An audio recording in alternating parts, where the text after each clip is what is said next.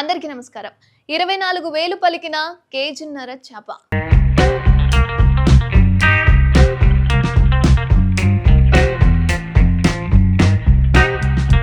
వానాకాలం వచ్చిందంటే చాలు గోదావరి జిల్లాల్లో సరికొత్త సందడి మొదలవుతుంది.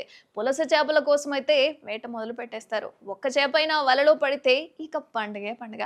అయితే వేల రూపాయల ధర పలికే ఈ చేపకు ఇంత భారీ ధర పలకడానికి కారణం దాని రుచే.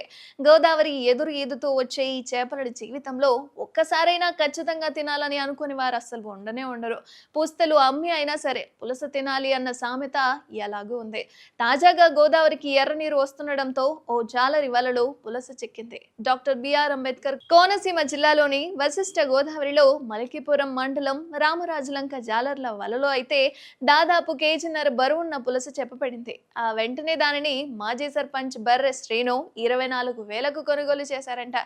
ఎంతైనా వానకాలం వచ్చిందంటే ఖచ్చితంగా పులస చేప తినాల్సిందే మరి.